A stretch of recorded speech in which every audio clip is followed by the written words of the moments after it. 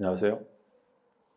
자, 1월달 우리 중간고사 수능 문제 봤는데요. 그거 한번 해설하도록 하겠습니다.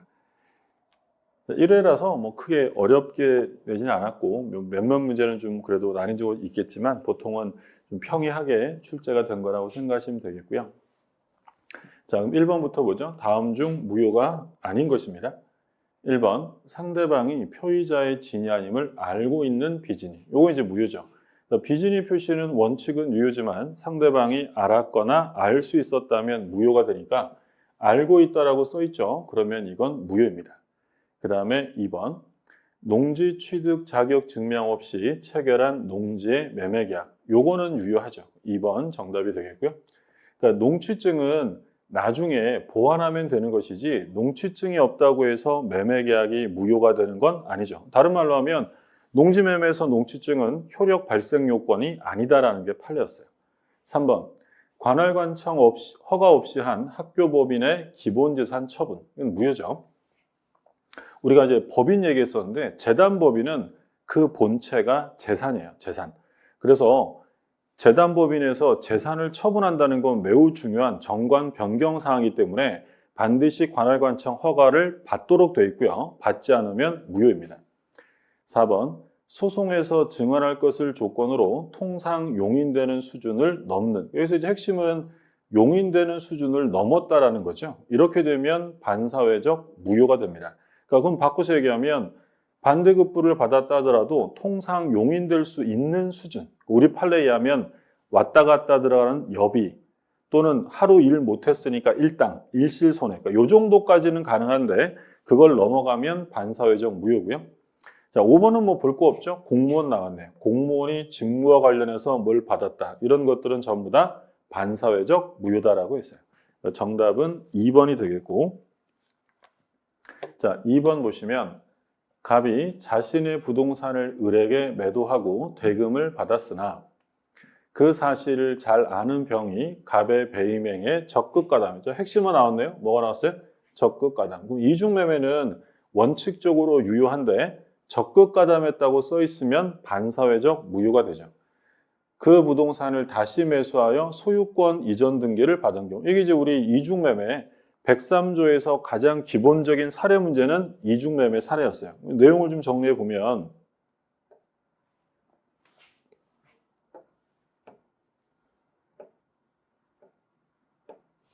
자, 갑이요. 을하고 부동산 매매 계약을 했어요. 매매. 근데 이제 갑이 매도인이죠.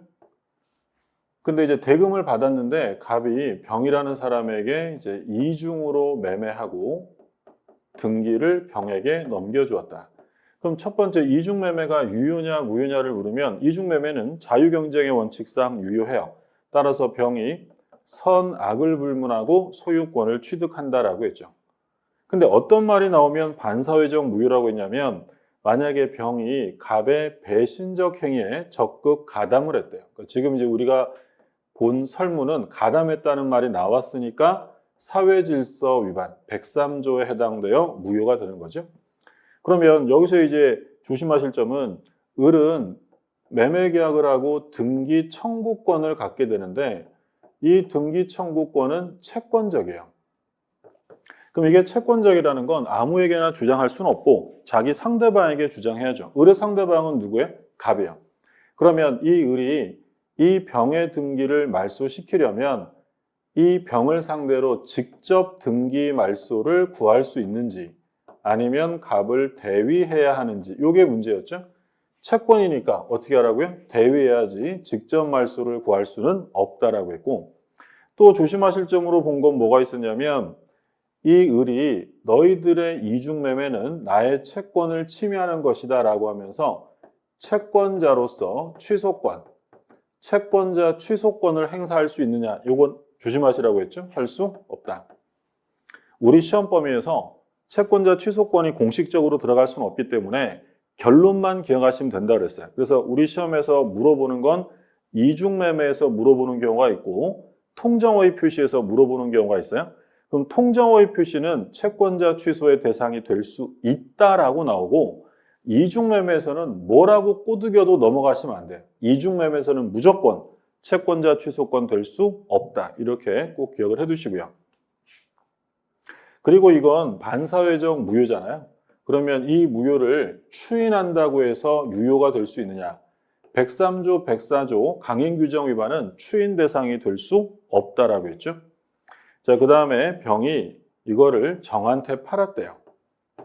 근데 이 정이라는 사람은 이게 반사회적인 걸 전혀 몰랐대요. 선이었대요. 그러면 이 정이 소유권을 취득할 수 있나요? 라고 물으면 할 수 없죠. 103조 무효는 절대적 무효이기 때문에 제3자가 선이라 하더라도 권리를 취득하지 못한다라고 했어요. 또 우리 관련해서 본 게 만약에 무라는 사람이 있는데요. 이 무가 본인이고 얘가 본인이고 이 병이 대리인이었어요. 그러면 본인은 전혀 모르는 선의의 상태인데 대리인이 적극 가담을 했다라고 써 있습니다. 그럼 본인이 몰랐으면 유효해요? 대리인이 가담했으면 무효가 되는 거예요. 무효죠. 116조 116조 1항에서 대리인이 의사표시했을 때 흠결이나 하자 이런 건 다 누가 기준이라고 했냐면 대리인 기준이에요. 그러니까 본인이 어쨌느냐는 볼 필요 없고 대리인이 적극 가담했으면 반사회적 무효. 우리 시험 범위 내에서는 전부 다 대리인 기준이라고 생각하시면 되고 다만 불공정행위에서는 궁박이 있었죠. 불공정행위의 궁박은 본인 기준이다. 그것만 따로 좀 기억을 해 두셔야 한다고 했죠.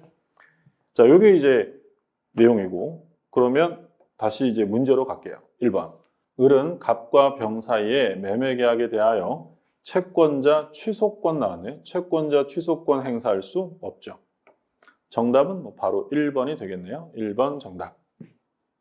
2번. 병명의 등기는 갑이 추인하더라도 유효가 될 수 없다. 103조, 104조 강행규정 위반 이런 건 추인이 될 수 없다고 했고 3번. 을은 갑을 대위하여 대위 나왔네요. 대위하여 병에게 등기 말소를 청구할 수 있다. 그럼 뭐라고 써 있으면 틀린다고요? 만약에 직접 말소를 구할 수 있다라고 하면 틀려요. 을의 등기 청구권은 채권적이기 때문에 상대방을 대위해야 되고 4번. 병으로부터 그 부동산을 전득한 정이 선이더라도 취득하지 못한다. 절대적 무효라고 했고요. 만일 병의 대리인의 자, 요 판례 나왔네요. 대리인이 뭐 했대요? 적극 가담했대. 그러면 대리인이 적극 가담했다라고 써 있으면 본인 병이 그 사실을 몰랐다. 선이라 하더라도 소유권을 취득할 수 없다. 누가 기준이라고요? 전부 다 대리인 기준이다. 그래서 본인이 몰랐느냐 어쨌느냐 따질 필요도 없습니다. 정답은 1번 이렇게 되겠고요. 자, 3번. 갑은 을과 짜고 자신 소유 토지를 가장 매매했다. 그러니까 통정허위 표시죠.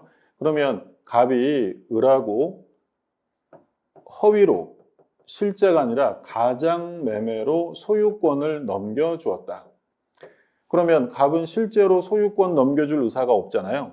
대표적으로 이런 일을 하는 것은 A라는 사람이 갑에게 돈 받을 게 있는데 갑이 돈을 안 갚아요? 그럼 A가 이 건물에 강제 집행을 할 테니까 강제 집행을 면하려고 둘이 짜고 허위로 소유권을 이전해 줬대요. 그럼 108조니까 이건 무효죠. 무효. 근데 이제 첫 번째 조심하실 점은 이 가장 매매가 불법인가요? 라고 묻죠. 자, 가장 매매는 불법에 해당되진 않아요. 그러니까 반사회성은 아니다. 그럼 반사회적이 아니라고 한다면 746조 불법 원인급여도 적용되지 않는다고 했죠. 만약에 갑이 을에게 첩계약을 했어요. 그럼 첩계약은 반사회적 무효니까 불법 원인급여에 따라서 갑은 돌려받을 수가 없게 되는데 근데 이건 반사회적은 아니니까 소유권은 누구한테 있다는 거예요? 소유권은 여전히 갑에게 있다. 그러면 갑은 을의 등기에 말소를 청구할 수 있죠. 돌려받을 수 있는 거고요.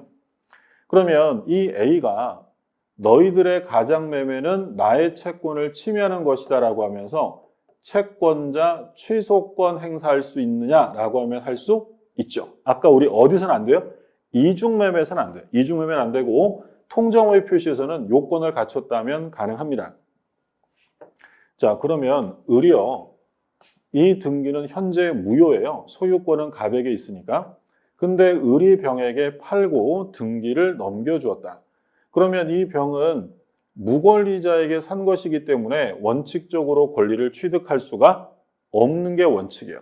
근데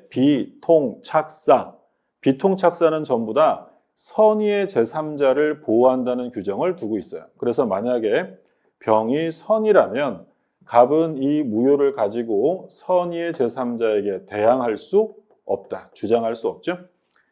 그러면 이때 선의의 병이 보호되는 이유는요.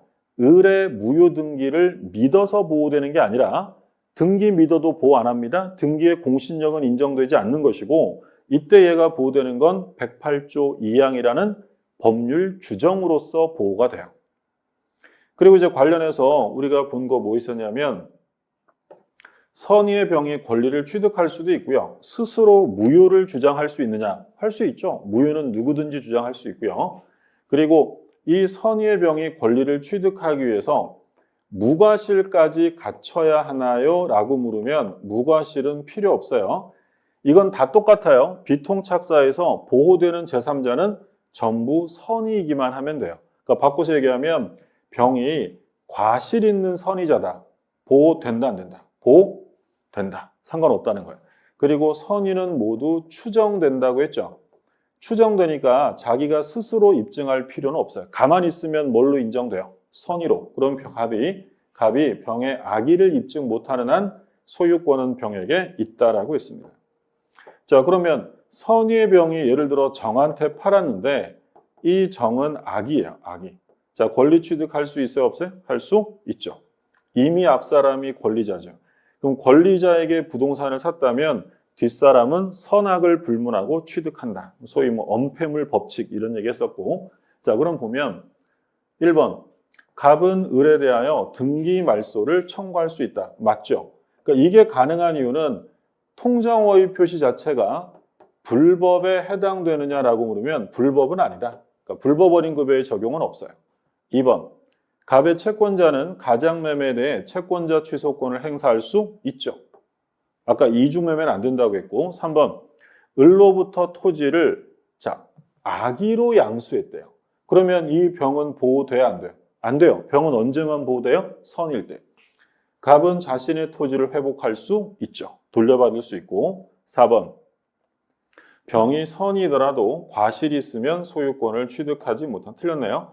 자, 말씀드린 것처럼 비통착사, 보호되는 제3자는 전부 다 선이면 되고요. 무과실은 요건이 아니죠. 자, 5번.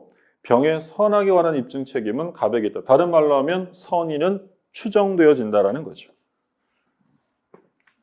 그 다음에 4번. 착오에서 틀린 것입니다. 1번. 당사자 약정에 따라 착오 취소를 배제할 수 있다. 맞죠? 그러니까 착오 취소는 강행 규정 아니에요. 임의적이니까 배제 특약 가능하고. 2번. 부지의 지분이 미미하게 부족하다. 그러면 우리가 대표적으로 취소가 안 되는 거 시가하고 면적, 지적의 부족이죠. 그러니까 이런 거 가지고는 취소가 될 수 없다. 그럼 마지막에 중요분 착오가 되지 않는다. 맞고요. 3번. 경과실 있는 표의자가 착오를 이유로 취소했다. 할 수 있죠. 뭐만 아니면 돼요. 중과실만 아니면 취소할 수 있어요. 그러면 중과실만 아니면 취소할 수 있도록 법률로 정했기 때문에 경과실 있는 자가 착오 취소했다. 이거 위법행위예요? 정당한 거예요? 적법한 거예요. 따라서 취소된 의사표시로 손해를 입은 상대방이 불법행위 손해배상 청구할 수 있나요? 라고 물으면 안 돼요. 이건 불법행위가 아니니까. 3번이 정답이네요. 4번. 상대방이 표의자의 착오를 알고 이용했다. 자, 여기서 핵심어가 나왔죠? 뭐예요? 이용. 중요한 단어고. 그러니까 원래 중과실이 있으면 취소를 할 수가 없어요. 아무리 중요해도 중대한 과실이 있으면 취소가 안 되는데 근데 그걸 이용해 먹었대요. 상대방이. 그러면 마지막에 취소할 수 있다. 자주 출제가 되고. 그다음에 5번. 매도인의 하자담보 책임이 성립하더라도 착오를 이유로 한 매수인의 취소권은 인정된다. 5번은 뭐 앞으로 몇 년간 계속 출제될 거예요. 이번 시험에 출제가 된 중요한 판례였고요. 그러니까 하자담보 책임과 착오는 별개의 문제이기 때문에 하자담보 책임이 성립한다 하더라도 착오 취소는 상관없어요.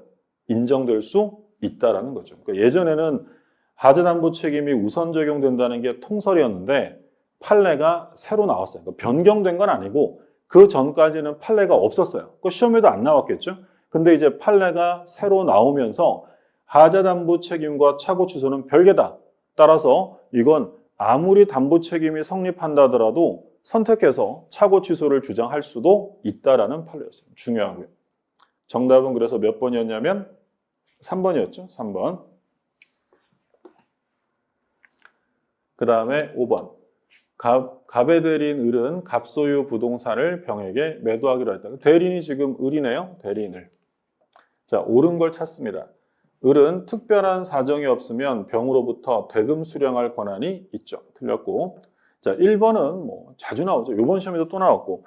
매매계약에 대리권이 있으면 대금을 받을 권한이 있다라고 했어요. 더 나아가 매매계약에 포괄적 대리권이 수여되었다면 매매대금 지급비를 뭐 할 수도 있어요? 연기해 줄 권한도 있다라고 했죠. 자, 그 다음에 2번. 을이 병의 기망행위로 매매계약을 체결한 경우. 자, 대리인이 사기당했어요. 그럼 취소해야죠. 취소는 임의 대리인이 해요? 본인이 하는 거예요? 본인이 해야죠. 계약 체결의 대리권이 수여되었다고 해서 체결된 계약을 해지하거나 취소할 권한까지 수여된 건 아닙니다. 그럼 누가 해야 됩니까? 갑이 해야 되고요. 을이 해야 한다. 틀렸죠. 그러니까 이때 임의 대리인이 취소하려면 별도 수권이 따로 있어야 돼요. 취소권은 본인에게 있고 모든 법률 효과는 전부 다 본인에게 직접 귀속됩니다. 3번. 을이 갑에게 받은 위임장 제시. 자, 위임장 제시 사건 나왔네요. 위임장을 제시하고 계약을 하였어도 자신의 이름으로 계약했다면 갑에게 효과가 미치지 않는다. 틀렸네요. 그러니까 자기 이름으로 했다는 건 뭘 안 했다는 거야? 현명을 안 했다는 거잖아요. 그럼 현명을 안 하면 원래 본인에게 미치지 않고 대리인 자신의 법률행위로 봐요. 근데 현명에는 방식의 제한이 없기 때문에 자기 이름만 썼다 하더라도 본인이 작성해준 위임장을 제시했다면 이건 뭘로 인정한다고요? 대리행위로 인정될 수 있다라는 게 판례 입장이죠. 3번도 역시 틀렸고. 자, 그 다음에 4번. 을이 매매계약을 체결하면서 갑을 위한 것임을 표시하지 않았다. 현명 안 했대요. 그러면 대리인 자기를 위한 것으로 본다. 자, 4번 정답. 옳은 지문이죠. 여기서 뭐 자기를 위한 것으로 추정한다. 틀려요. 추정하는 건 아니고 간주해버린다. 훨씬 더 강력하게 인정을 합니다. 자, 5번. 만일 을이 미성년자인 경우 갑은 을이 제한능력자임을 이유로 매매계약을 취소할 수 있다. 틀렸죠? 자, 우리 민법 117조에서는 뭐라고 정했냐면 대리인은 행위능력자임을 요하지 않아요. 의사능력은 있어야 돼요. 만약에 대리인이 의사능력이 없으면 그건 무효입니다. 왜냐? 대리인이 의사결정해야 되니까. 그러나 대리인이 책임지진 않잖아요. 책임은 누가 져요? 본인이 집니다. 그러니까 책임질 능력, 행위능력은 없어도 돼요. 따라서 대리인이 미성년자라면 그 누구도 취소할 수 없어요. 완전히 유효한 행위가 되는 거죠. 그래서 옳은 질문은 4번이었고요. 자, 대리권 소멸 사유가 아닌 것은 이건 뭐 어쩔 수 없이 우리가 암기할 수밖에 없는 거죠. 공통 소멸 사유가 있었어요. 공통 소멸 사유는 본인은 하나 있네요. 뭐 사망. 대리는 세 가지 있었죠. 사, 성, 파 이렇게 있었어요. 사망, 성년 후견 개시, 파산. 조심하시라고 했던 게 뭐가 들어가면 틀린다 그랬어요. 이런 거. 한정 후견 개시 가지고는 안 되고 성년 후견 개시까지 가야 소멸 사유가 되고 그러면 임의 대리에서만 나오는 특유한 소멸 사유가 2개 있었죠. 요게 지금 뭐 있었어요? 지금 3번. 수권행위 철회. 수권이라는 건 임의 대리에서만 나오잖아요. 이거 3번 하고 그리고 이제 원인된 법률관계 종료. 옆에다 하나 같이 적어두시면 되겠죠? 원인된 법률관계 종료. 그러니까 이 원인된 법률관계라는 것은 수권의 원인이기 때문에 법정 대리에서는 나올 수 없어요. 그래서 소멸사유가 아닌 건 4번 정답이겠고요. 4번 정답. 그 다음에 7번. 대리권 없는 을이 갑을 대리하여 병에게 토지를 매도하였다. 자, 무권 대리 나왔죠. 무권 대리는 뭐 매년 출제가 되는 거니까 옳은 것입니다. 병이 갑에게 상당 기간을 정해 매매계약의 추인 여부의 확답을 최고했다. 최고라는 건 뭐야? 답변을 촉구하는 거예요. 쉽게 말하면 물어보는 거죠. 그러면 요거는 선악 불문할 수 있다고 했고 비교해서 꼭 기억하실 점은 상대방의 철회권은 누구만 해요? 철회권은 끝장내는 거니까 선의자만 하는 거야. 아무나 끝장낼 수는 없다고 그랬죠. 근데 물어보는 건 뭐 안다고 물어도 못 봐요. 물어보는 건 아기자도 물어봐요. 근데 최고였는데 갑이 확답을 안 했대요. 물론 이때 확답은 발신주의입니다. 갑이 이를 추인한 것으로 보는 게 아니라 뭐야? 거절로 본다. 우리 시험 범위 내에서는 최고에 대한 확답을 안 하면 전부 다 긍정적이 아니라 부정적으로 규정돼 있어요. 1번 틀렸고 2번 을이 단독 상속한 경우에 을은 본인 갑의 지위에서 추인을 거절할 수 있느냐? 안 되죠. 신의칙 위반. 자기가 팔아먹고 상황 바뀌었다고 거절권 행사하는 건 안 되죠. 3번 갑이 매매계약의 내용을 변경하여 추인했다. 그러면 변경을 가한 추인 또는 일부 추인은 상대방의 동의가 없으면 무효예요. 근데 병의 동의가 없더라도 효력이 있다. 틀렸죠. 그래서 추인은 단독행위로서 그냥 온전하게 그 행위 자체를 추인해야지 변경을 가한 추인을 하면 무효입니다. 근데 언제나 무효는 아니죠. 상대방이 뭘 해주면 돼요. 동의해주면 상관없습니다. 틀렸고. 자, 그 다음에 4번. 을이 대리권을 증명하지 못했다. 이제 무권 대리죠. 그럼 자신의 선택에 따라 병에게 계약을 이행하거나 손해배상 책임입니다. 135조에 관한 문제인데 여기서 조심하시라고 한 건 이행이나 배상 중에 하나를 선택하는데 누가 선택한다고요? 무권 대리인이요? 상대방이요. 상대방. 을이 자신의 선택이 아니라 선택은 상대방이 한다. 그래서 얘 모자랬다고 얘한테 선택권 줘요. 얘 선택권 없고 상대방이 하고. 그리고 꼭 기억하실 점은 이 책임을 질 때 을은 반드시 뭐가 있어야 돼요? 행위 능력이 있어야 돼요. 만약에 무권 대리인이 제한 능력자라면 그때는 책임 물을 수 없어요. 그래서 무권 대리인 책임은 무권 대리인에게 행위 능력이 있음을 요한다라고 했고요. 갑이 병에게 추인했대요. 자, 그럼 추인하면 이제 병은 더 이상 뭐 할 수 없어요? 철회할 수 없다. 반대도 마찬가지죠. 병이 먼저 철회했다면 갑은 이제 추인할 수 없게 되는 거죠. 그러니까 틀린 지문은 옳은 지문 찾는 거였네. 옳은 지문은 5번. 앞에 내용들은 다 틀렸고.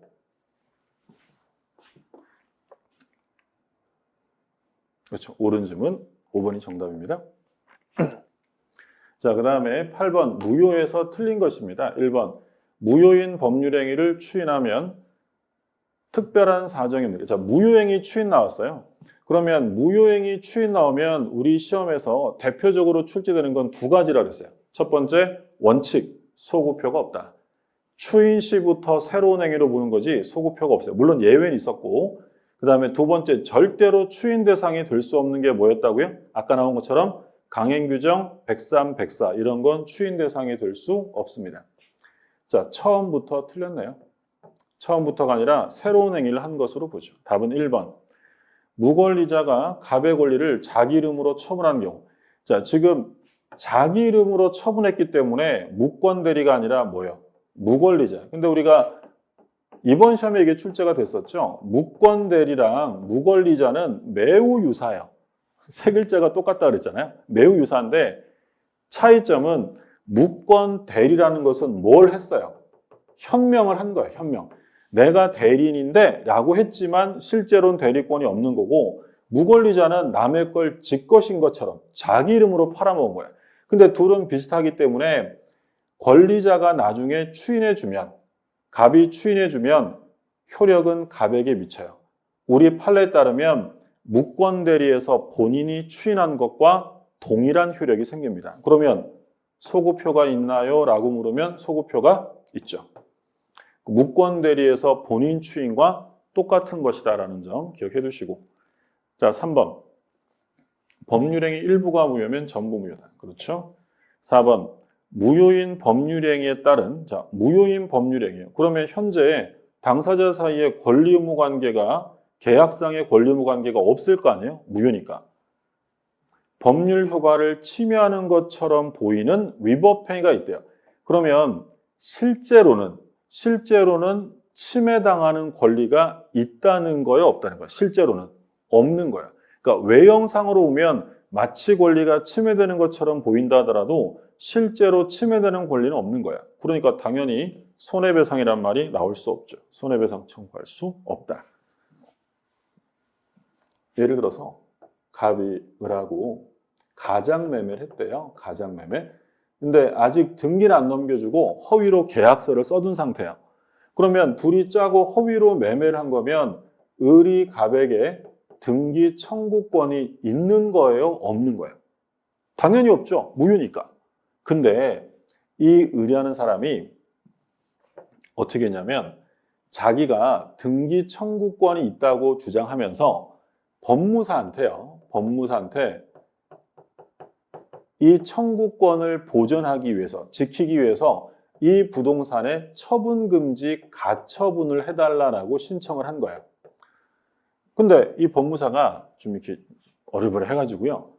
해달라는 데다가 안 하고 다른 부동산에다가 가처분을 한 거예요. 그러면 이 목적 부동산에는 지금 가처분이 안 달려 있겠네요? 갑이 병에게 팔았어요. 그러면 이 병은 처분 제한이 있는 부동산을 산 거예요? 완전한 걸 산 거예요? 당연히 완전한 걸 산 거죠. 그러자 이 을이 법무사를 상대로 손해배상 청구 소송을 제기합니다. 당신이 다른 부동산에 가처분하는 바람에 내 등기 청구권이 침해당했다. 손해배상하라는 거예요. 그러면 이때 을은 실제로 침해된 권리가 있어요, 없어요? 없어요. 얘는 무효이기 때문에 등기 청구권 자체가 없는 거예요. 그러면 외형상으로는 권리가 침해되는 것처럼 보이지만 실제로는 침해된 권리가 없습니다. 따라서 손해배상의 문제가 생길 수가 없다라는 판례예요. 출제도 됐던 판례니까 참고해서 보시고, 자, 그 다음에 5번 남았네요. 5번은 뭐 매우 중요하죠. 폭리행위, 다른 말로 하면 뭐예요? 불공정행위예요. 불공정행위. 궁박, 병설 또는 무경험을 이용하여 폭리를 취한 거죠. 그러면 그게 전환될 수 있느냐? 이건 뭐 매년 나올 수 있는 판례죠. 전환될 수 있다. 그래서 불공정행위로 무효인 경우에 절대로 추인은 안 돼요. 무효행위 추인은 안 되지만 뭐는 된다고요? 무효행위 전환은 된다. 워낙 중요한 판례였고. 자, 9번. 9번은 뭐 간단한 거죠. 취소할 수 있는 게 아닌 것은. 취소는 재착사. 불공정행위는 취소가 아니라 뭐야? 무효. 설명드릴 내용 없고 정답은 3번이 되겠고요. 자, 10번. 정지조건부 행위에서 틀린 것입니다. 조건이 성취한 때로부터 효력이 생긴다. 자, 이건 무슨 얘기예요? 소급표가 있느냐? 원칙은 소급표가 없어요. 물론 조건의 경우에는 당사자의 약정으로 특약으로 소급표를 주는 건 상관없어요. 근데 특별한 얘기가 없는 한 원칙적으로 소급표는 없다. 근데 꼭 비교해 두시라고 했던 게 있었어요. 뭐였냐면 기한. 기한은 절대로 소급표가 없다. 절대적 비소급표다. 얘랑 비교해 두시고, 그러니까 둘 다 소급표가 없는 건 원칙은 같아요. 차이점은 뭐예요? 조건은 특약으로 인정되는데 기한은 절대로 안 돼요. 꼭 구별하시고. 자, 그래서 1번은 맞고요. 그러니까 만약에 지문에 조건이 성취하면 법률행위 성립시부터 효력이 생긴다. 틀려요. 성립시라는 건 소급한다는 거죠. 소급표 없습니다. 2번. 불성취로 확정되면 무효죠. 정지 조건은 효력이 발생하는 거니까 플러스고 불성취면 마이너스예요. 그럼 플러스 마이너스 곱하면 마이너스. 무효다라고 했죠. 조건의 성취가 미정인 권리는 일반 규정에 의하여 처분할 수 있다. 그렇죠. 그러니까 조건부 권리는 확정되진 않았잖아요. 그래도 기대권 내지 희망권으로 보호 규정을 둬요. 148조에서 소극적인 보호, 침해 금지, 침해하지 말라라고 돼 있고 149조에서는 그 침해 금지를 넘어서서 적극적인 보호 규정을 둬요. 조건부 권리도 뭐 할 수 있어요? 처분, 상속, 보존, 담보로 할 수 있다라고 했어요. 그렇죠? 그래서 만약에 조건부 권리는 확정된 이후에야 처분할 수 있다. 틀려요. 확정 전에도. 기한부 권리도 똑같아요. 기한이 도래하지 않았어도 처분, 상속, 보존, 담보를 할 수 있고. 자, 조건 성취 효력은 원칙적으로 법률행위가 성립한 데 이러면 틀린다는 거예요. 그러니까 이건 지금 뭐가 있다는 거예요? 성립시로 소급한다는 거잖아요. 소급표는 없어요. 1번처럼 성취한 때부터 생깁니다. 정답은 4번. 틀렸고요. 5번. 권리를 취득하는 자가 성취에 대한 증명 책임을 부담한다. 그렇죠? 그러니까 조건이 있느냐 없느냐에 대한 다툼이 생겼다면 조건이 있다. 바꿔서 얘기하면 효과 발생을 다투는 자가 입증하는 거고요. 근데 조건이 성취되었느냐라는 문제는 권리를 취득하려는 사람, 그러니까 이익을 보려는 사람이 그 사실을 입증해야 돼요. 그러니까 예를 들어서 갑이 을한테 직위에서 자진 사퇴하면, 스스로 물러나시면, 자진 사퇴하면 부동산을 증여한대요. 그냥 주는 거 아니고 스스로 물러나면 증여한다. 그러면 물러나면 증여 효력이 발생하는 거니까 이 자진 사퇴의 조건은 정지 조건일까요? 해지 조건일까요? 효력이 생기는 거니까 무슨 조건? 정지 조건이에요. 그럼 다른 말로 하면 자진 사퇴를 정지 조건으로 갑이 증여하겠다. 그냥 주는 거 아니에요. 그러면 이게 조건이 달려 있는지 없는지는 누가 입증하느냐? 조건의 존재를 주장하는 사람, 즉 효과를 다투려는 사람이에요. 그러면 조건을 붙였다는 건 효과 발생을 쉽게 하려고 붙인 거예요? 어렵게 하려고 붙인 거예요? 당연히 어렵겠죠. 쉽게 하면 그냥 주면 되지 조건 붙일 이유가 없잖아요.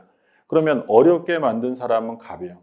갑이 이거 그냥 주는 거 아니야. 정지 조건이 있는 거야 라고 정지 조건이 붙어 있음을 입증해야 돼요.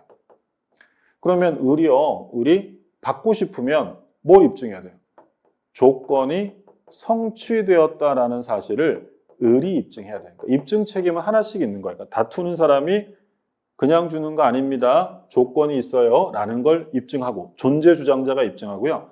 받고 싶으면 성취를 권리를 취득하고자 하는 자가 입증해야 한다. 그래서 권리 취득하는 자가 성취에 대한 증명 책임을 져야 한다. 예를 들어 제가 저희 아들한테 야, 너 수학 점수 80점만 맞아오면 장난감 사줄게 라고 했다고 해요. 80점 맞으면 장난감 준다. 그러면 80점을 정지 조건으로 장난감을 증여하는 거예요. 그냥 주는 거 아닙니다. 그러면 아들이 그냥 와가지고 장난감 줘 이러면 제가 뭐라 그랬어요? 야, 그냥 주는 거 아니잖아. 조건이 있잖아. 라고 효과 발생을 다투는 자, 조건이 있다고 주장하는 사람이 입증하는 거예요. 그러면 아들이 받고 싶으면, 장난감 받고 싶으면 뭘 입증해야 돼요? 80점 맞아왔어 라고 성취 사실을 입증해야 한다는 거예요. 그 얘기예요. 이거 좀 어려운 부분에 속해요. 근데 시험에는 자주 나옵니다. 이번 시험에 또 나왔죠. 그래서 이 5번은 일단 들어두시고 각각 해당 진도에 가서 각각 이제 공부를 다시 한번 하시기 바랍니다. 자, 11번. 갑소유 X 토지에 대한 사용 권한 없이 그 위에 을이 Y 건물을 신축한 후 아직 등기하지 않은 채. 그러면 땅은 누구 거래요? 갑 거래요. 갑 거. 근데 권한 없이 을이 Y 건물을 신축했대요. 그러면 형태는 지금 이렇게 되겠네요. 갑이 소유하고 있는 토지인데 을이 아무런 권리 없이 무단으로 건물을 신축을 한 거예요. 을이. 그럼 건물 소유자는 누구예요? 그럼 당연히 을이죠. 건물은 절대로 토지에 부합되지 않아요. 권한이 있든 없든 신축자가 소유자가 돼요. 그러면 이 을이 건물 소유자인데 토지 이용권이 없잖아요. 그럼 갑이 을에게 뭘 요구할 수 있냐면 건물의 철거 및 토지의 인도, 대지의 인도, 토지 인도를 청구할 수 있죠. 근데 조심하시라고 한 건 뭐냐면 소유자에게 나가라고 할 수는 없어요. 너 나가면 이 건물을 내가 쓸게. 이건 안 되잖아요. 퇴거를 요구할 수는 없고 뭘 하라고 해야 돼요? 방해제고로서의 철거와 반환 청구로서의 인도를 청구해야 돼요. 근데 비교했던 건 만약에 이거를 병이라는 사람이 임차했대. 임차. 그러면 요 임차인에게 철거를 구할 수 있나요? 라고 하면 돼요, 안 돼요? 안 돼요. 철거는 건물의 처분행위입니다. 처분은 아무나 못해요. 처분권이 있어야죠. 그래서 철거는 소유자에게 구하는 거예요. 그러면 철거시키려면 얘부터 어떻게 해야 돼요? 내보내야 될 거 아니에요? 그럼 임차인에게는 뭐라고 해야 돼요? 나가주세요 라고 퇴거를 요구하는데 이건 토지이용에 대한 권한 자체가 없기 때문에 설령 요 임차인이 대항력을 갖췄다 하더라도 토지 소유자에게 주장 못해요. 그게 4번.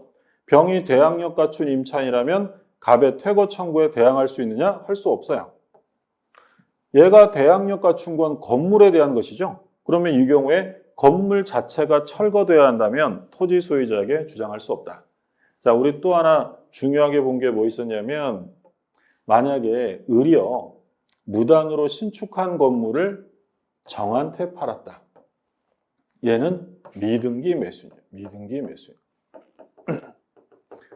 그럼 미등기 매수인은 등기 안 했으니까 아직 소유권은 없어요. 근데 소유권이 없는데 미등기 매수인은 돈 내고 산 사람이에요. 그러면 처분권이 있을까요? 없을까요? 당연히 있죠. 우리 판례도 미등기 매수인은 사실상 법률상 처분권이 있다라고 합니다. 그럼 처분권자인 정에게 철거하세요라고 할 수 있느냐? 할 수 있다. 특히 요거 미등기 매수인에게도 철거를 구할 수 있다는 건 굉장히 자주 출제가 되죠. 자, 그럼 볼게요. 1번. 갑은 건물 소유자 을을 상대로 철거를 구할 수 있죠. 소유자에게는 퇴거가 안 되고 철거를 구할 수 있고 2번. 갑은 병은 누구예요? 병은 임차인이에요. 임차인. 그럼 임차인을 상대로 Y 건물에서의 퇴거를 요구할 수 있다. 임차인에게는 퇴거를 요구할 수 있다. 2번이 옳은 질문. 옳은 거 찾는 거니까 바로 정답이죠. 3번. 갑은 을을 상대로 Y 건물에서의 퇴거를 구할 수 있다.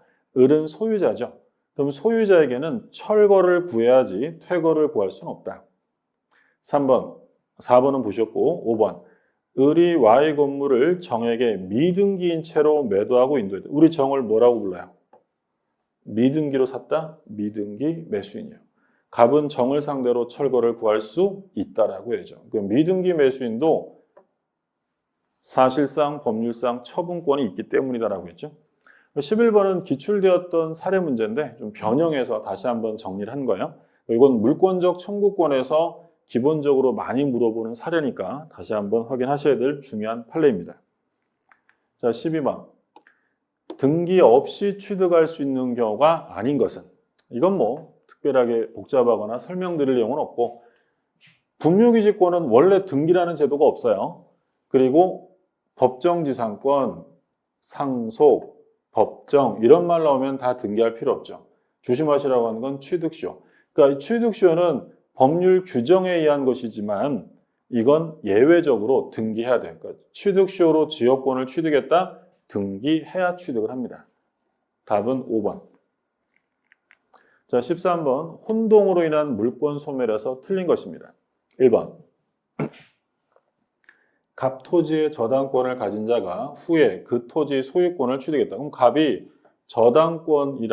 갑 토지의 저당권이랑 그 토지의 소유권을 저당권자가 소유권을 취득했대요. 그럼 뭐가 필요 없죠?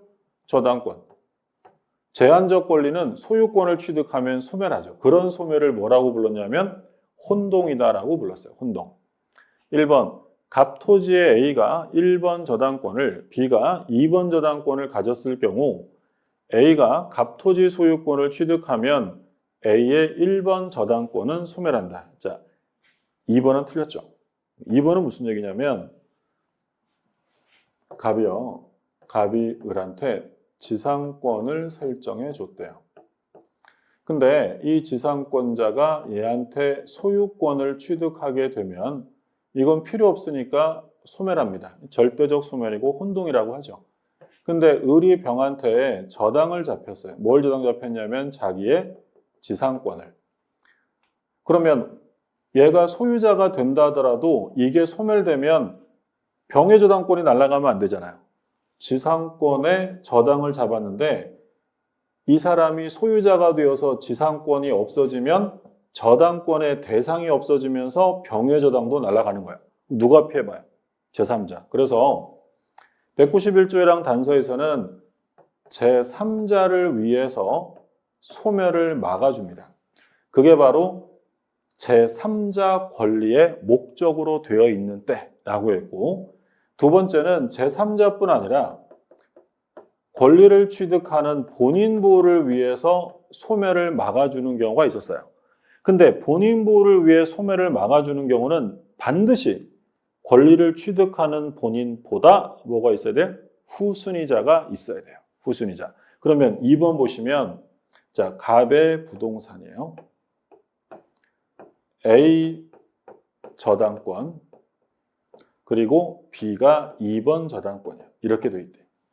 그러면 원래는 저당권자가 소유권을 매수해서 취득했대요. 그러면 자기 건물의 자기 저당권이니까 이 저당권은 원래 소멸해야죠. 근데 만약에 후순위가 있다면 이게 소멸되게 되면 2순위가 어떻게 돼요? 1순위로 올라가죠. 그러면 소유권을 취득한 A라는 사람이 피해를 볼 수 있으니까 이건 소유권을 취득한 본인 보호를 위해서 소멸하지 않습니다. 그러니까 혼동의 경우에도 뭐 사례 문제 정리 잘 해두셔야죠.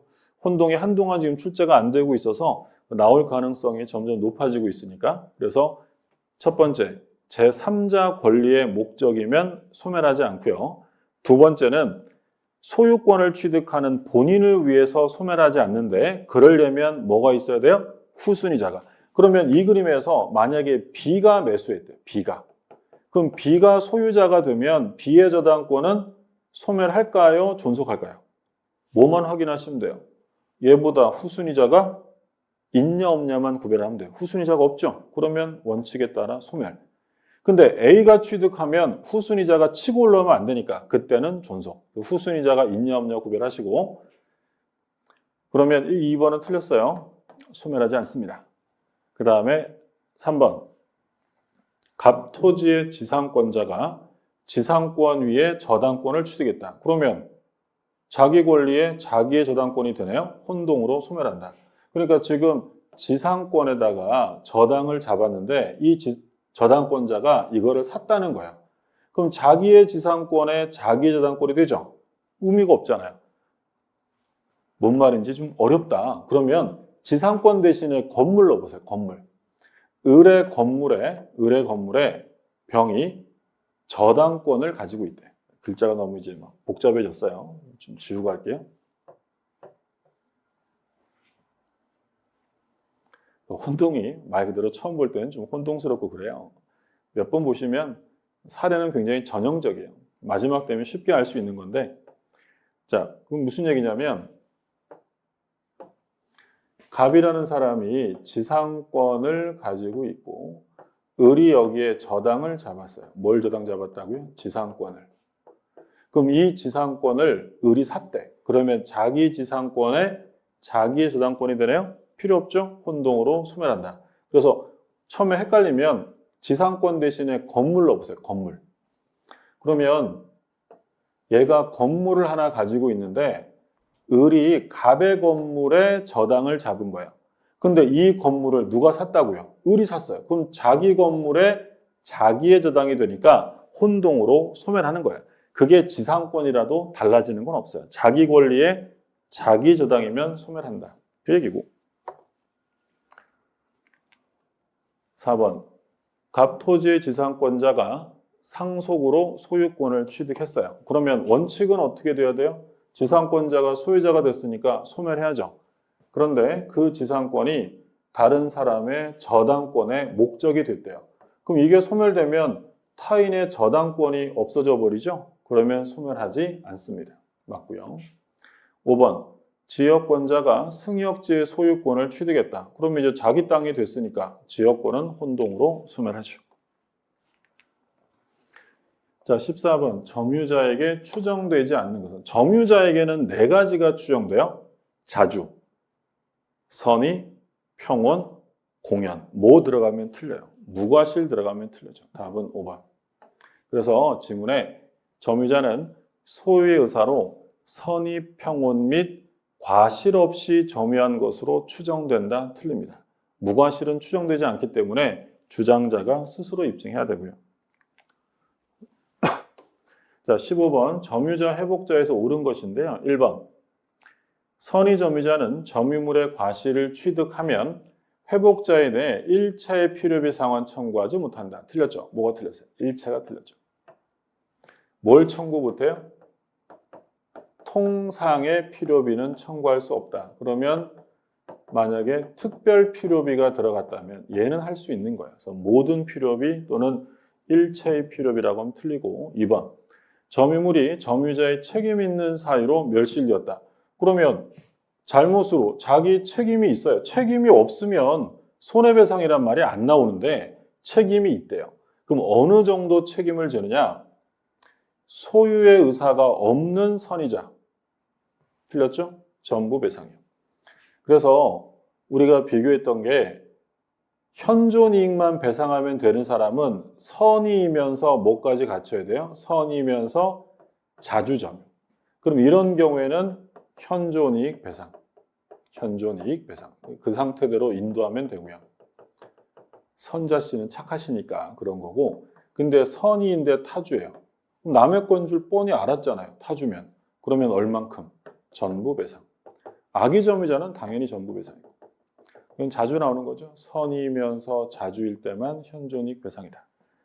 3번 점유물에 관한 필요비 악의점유자에게 인정되지 않다. 틀렸죠. 비용은 필요비 유익비는 선악을 불문하고 인정이 돼요.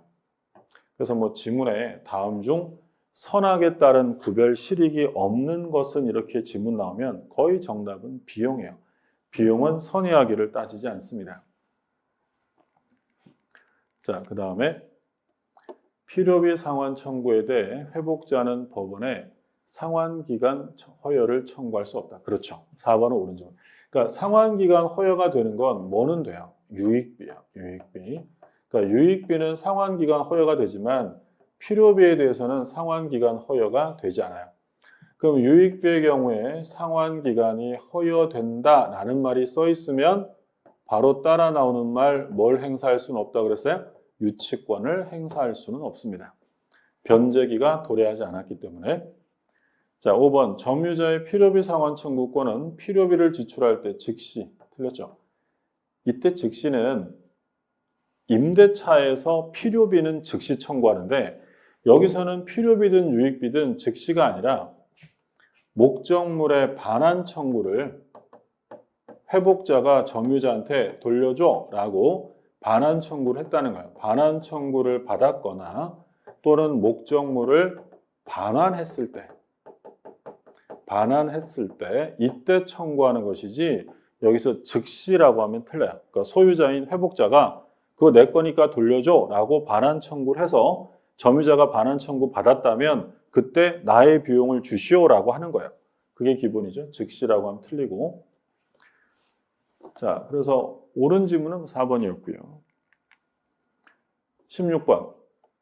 부동산 점유 취득시효, 등기부 취득시효, 동산, 공통적인 요건이에요. 이것도 뭐 간단한 건데 답은 소유의 의사, 평온, 공연. 요게 모든 취득시효에 공통적으로 들어가는 요건이에요. 정답은 3번이에요. 그러니까 요거를 기본 요건으로 하죠. 그러니까 점유취득시효는 부동산의 점유취득시효는 요건이 소유의 의사를 가지고 평온 공연하게 20년 점유예요.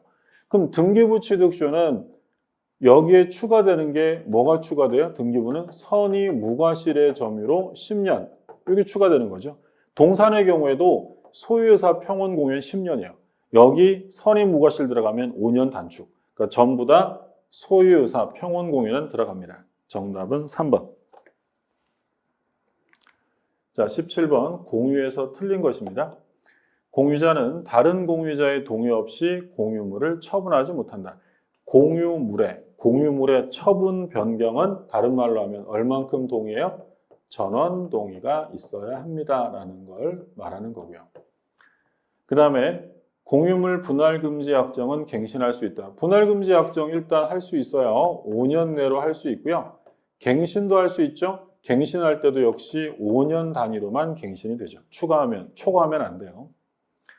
관리행위 나왔네요. 관리행위는 공유자의 과반수 틀렸네요.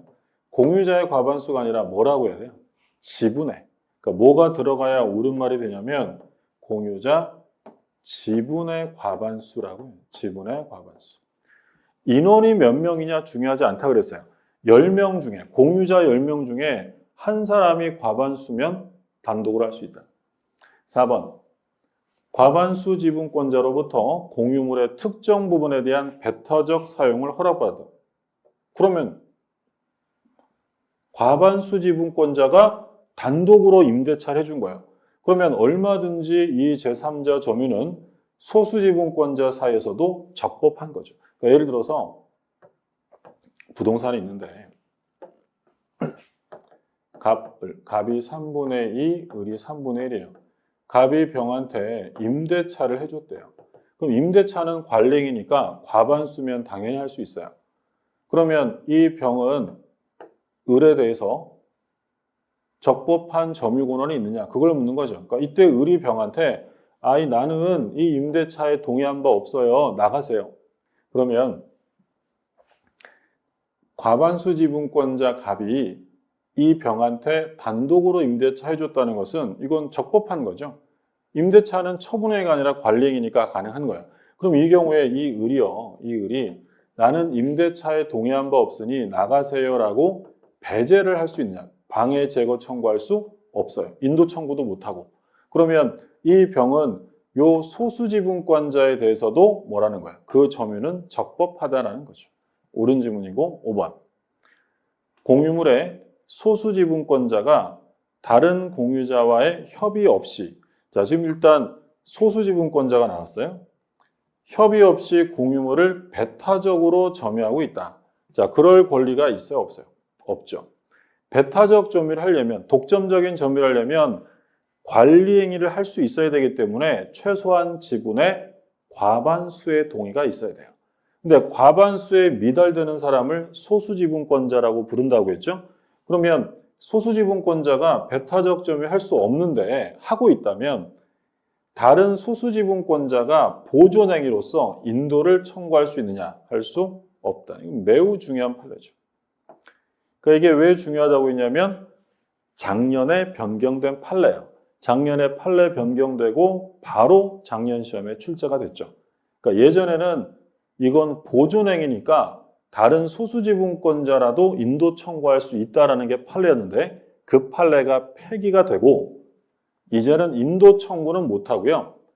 예를 들어서 뭐 거기다 나무 심어둔 거 있으면 그거 제거하세요 라고 제거 청구는 가능해도 인도 청구할 수 없다. 그러면 시험에 나오면 소수지분권자가 독점적인 사용을 합니다. 그러면 다른 소수지분권자가 보존행위로 인도 청구가 되느냐라고 물으면 무조건 안 됨. 이렇게 하셔야 돼요. 자세한 사항은 우리 기본 과정에서 다시 한번 보시고요. 18번. 지상권에서 틀린 것은 1번.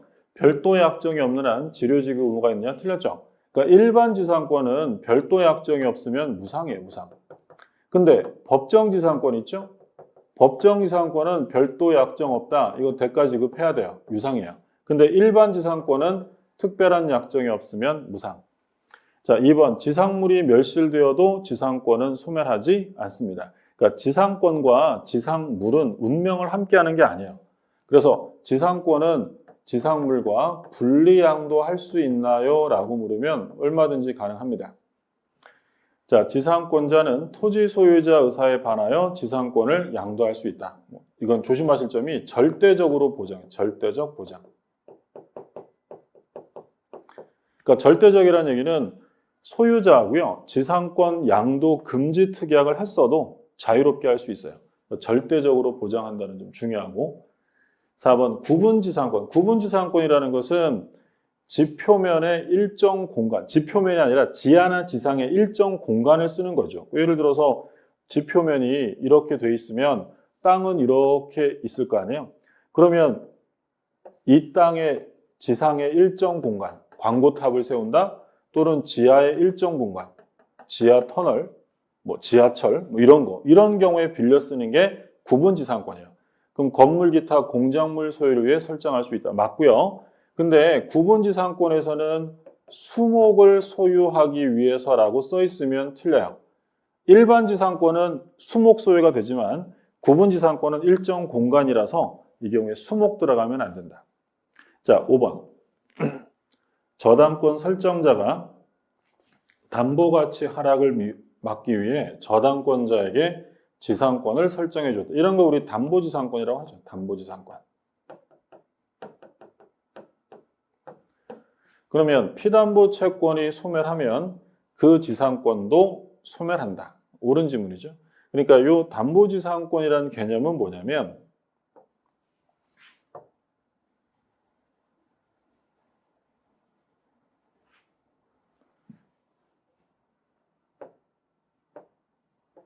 그러니까 갑이라는 사람이 땅 주인이에요. 근데 이게 지금 나대지예요, 나대지. 그럼 나대지의 경우에 을이 저당을 설정한다. 보통 나대지의 저당을 잡을 때는 이 저당권뿐만 아니라 지상권까지 함께 설정하는 게 보통이에요. 그러니까 이런 지상권을 담보지상권이라고 불러요.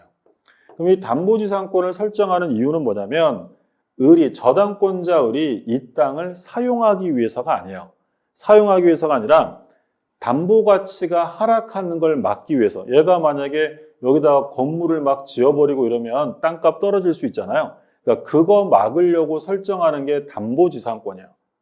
그러니까 얘는 사용 수익을 목적으로 하는 게 아니기 때문에 만약에 갑이 을한테 채무를 변제했대요. 그럼 저당권 소멸할 거 아니에요. 그럼 지상권만 남는다는 거예요? 함께 소멸하는 거예요? 함께 소멸하는 거예요. 그게 담보지상권의 운명이야. 또한 담보지상권은 사용을 목적으로 하는 게 아니기 때문에 만약에 갑이 또는 갑의 임차인이 사용했다고 해서 임료내나 부당이득 반환에 이런 거 할 수 없다는 거야. 그래서 담보지상권의 특질 얘기고 기본서 한번 참고해 보시고요. 그래서 1번이 틀렸었죠? 1번. 그 다음에 19번. 통행지역권에서 틀린 것입니다. 용익물권이므로 부종성, 수반성이 인정되지 않는다. 1번 틀렸죠? 원래 부종성, 수반성은 담보물권의 특질인데요. 지역권은 뭐랑 운명을 함께 한다고 했냐면 요역지 소유권과 운명을 함께 합니다. 그래서 요역지가 없는 지역권은 있을 수 없잖아요. 그래서 1번이 틀렸고요. 그래서 요역지 넘어가면 지역권은 당연히 따라갑니다. 2번. 통로 개설 없이 20년간 통로로 사실상 사용한 경우 지역권 수요 취득이 인정되지 않죠. 자, 통행지역권을 수요 취득하려면 반드시 통로를 자기가 직접 해야 돼요. 직접 개설해야 되고 그리고 요역지에 적법 점유가 있어야 돼요. 그러면 불법 점유자만 아니면 되니까 꼭 요역지의 소유자만 취득하는 거 아니라 그랬어요? 통로를 직접 개설하고 적법 점유자면 통행지역권을 수요 취득합니다. 계속되고 표현됐으니까. 그러면 남의 땅을 쓰는 거니까 공짜는 아니라고 했어요. 보상은 해야 되고. 자, 3번 나오네. 계속되고 표현된 것에만 수요 취득이 인정이 되고요. 불법 점유자는 안 돼요. 그리고 보상해야 되느냐? 보상해야죠. 남의 땅 쓴 거니까.